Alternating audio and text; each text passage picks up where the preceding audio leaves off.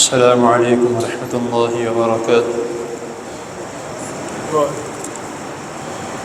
ان الحمد للہ والصلاة والسلام علی رسول اللہ، اما بعد، احسن الکلام کلام اللہ واحسن الهدی هدی محمد صلی اللہ علیہ وسلم۔ اعوذ باللہ السمیع العلیم من الشیطان الرجیم من همزه ونفسه ونفخه۔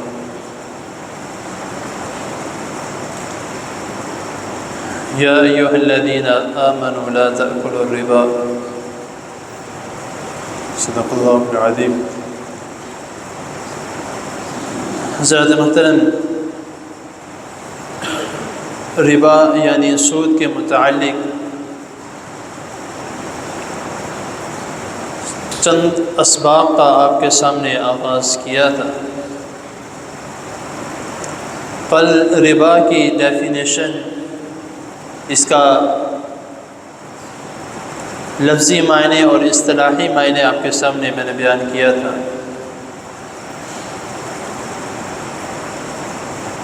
آج نبی کریم صلی اللہ علیہ وسلم نے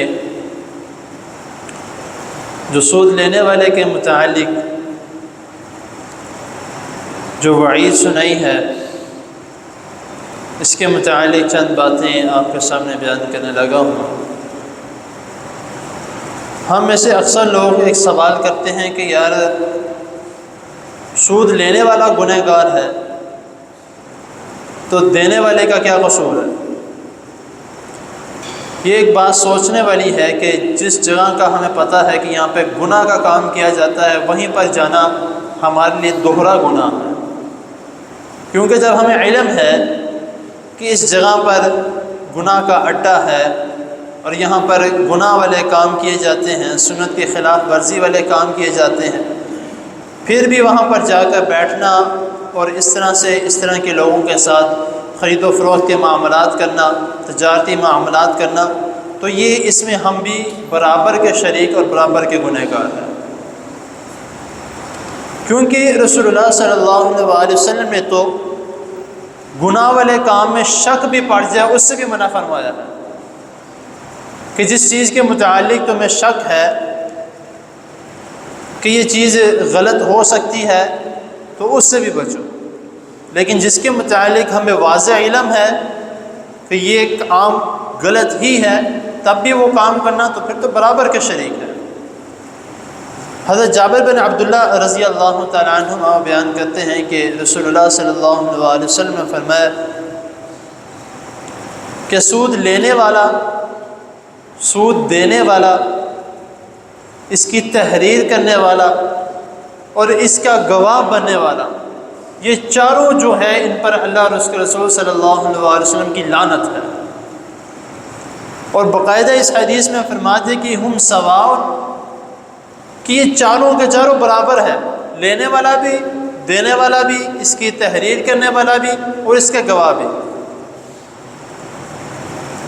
تو اب دینے والا کہتا ہے کہ بھئی میری کیا غلطی ہے، میں نے تو اس سے کوئی چیز خریدنی ہے، وہ ادھار کی قیمت پہ خریدی جاتی ہے کہ اس کی رقم جو ہے وہ تھوڑی تھوڑی کر کے دے دی جائے گی، تو لیکن جب اس کی رقم تھوڑی تھوڑی کر کے تھوڑی زیادہ دیر ہو جاتی ہے تو کہتا ہے کہ اس پہ اتنے زیادہ میں اضافی پیسے لوں گا۔ تو اب اس بات کا علم ہے کہ یہ شخص اگر ادھار کے پیسے دے رہا ہے، کوئی چیز دے رہا ہے ادھار کی قیمت پر، اور وہ اس کے اوپر اضافی پیسے بھی لے رہا ہے، تو وہ سود ہے۔ اس کے متعلق ہمیں علم ہے، ہم علماء سے سوال کرتے ہیں، لیکن پھر بھی ہم اس سے چیز خرید رہے ہیں تو ہم بھی گنہگار ہیں۔ اگر خریدنی ہے، پیسے کم ہیں، یا تو پیسے جوڑ لیا جائے، پھر صحیح پیسے میں خریدی جائے، اگر نہیں ادھار میں خریدنا ہے تو پھر اسی رقم میں خریدی جائے جو اس کی اصل رقم ہے۔ تو جب ہم اس طرح نہیں کرتے تو پھر بعد میں جب مشکلات آتی ہیں کہ ایک چیز 50,000 کی تھی، اب وہ ہمیں 60 کی مل رہی ہے، کیوں مل رہی ہے؟ اس کی اصل رقم تو 50 ہے، وہ 50 پہ ہی ملنی چاہیے۔ تو یہ جو اضافی پیسے ہیں اور اضافہ ہوتے رہنا، تو یہ سود ہے۔ تو اسی کے متعلق نبی کریم صلی اللہ علیہ وسلم منع فرمایا۔ اور آگے سود کی شاخیں، اس کے درجے، وہ کیا کیا ہے، وہ کس طریقے سے ہے، یہ تو بہت ایک لمبی ایک فہرست ہے۔ اور چھوٹے سے چھوٹا عمل، چھوٹا سے چھوٹا کاروبار، اس میں سود کا ایک ذرہ بھی آ جاتا ہے تو وہ سارا کا سارا حرام ہے۔ آپ کے پاس 99 روپے ہیں اور 1 روپیہ جو ہے وہ حرام کا ہے تو وہ 100 کا 100 حرام ہے، وہ 99 اس ایک کو حلال نہیں کر دیں گے۔ تو اسی لیے ہمیں جس طرح نبی کریم صلی اللہ علیہ وسلم نے بتایا ہے اس کے مطابق ہمیں خرید و فروخت کرنی چاہیے، اس کے مطابق ہمیں چلنا چاہیے۔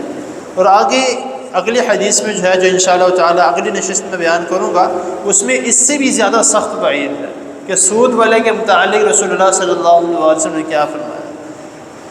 تو اس لیے ہمیں اس طرح کے کاروبار سے جتنا زیادہ ہو سکے، جتنی زیادہ کوشش ہو سکے ہمیں بچنا چاہیے۔ اپنے دوست احباب بھائیوں کو، جو آپ کے رشتہ دار ہیں، ان کو اگر کوئی اس طرح کا کام کرتا ہے اس کو اچھے طریقے سے سمجھایا جائے۔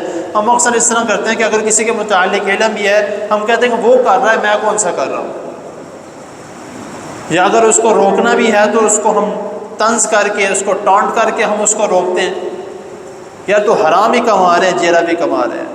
جب آپ اس طرح کر کے کسی کو روکیں گے تو وہ کبھی پوری زندگی نہیں روکے گا۔ اس کے پاس بیٹھیں، اس کو سمجھائیں، اس کو اچھے طریقے سے گائیڈ کریں تو انشاءاللہ تعالی وہ رک جائے گا۔ کیوں نہیں رکے گا؟ جب آپ اس کی ہمدردی کریں گے، اس کے ساتھ صلہ رحمی سے پیش آئیں گے تو وہ رکے گا۔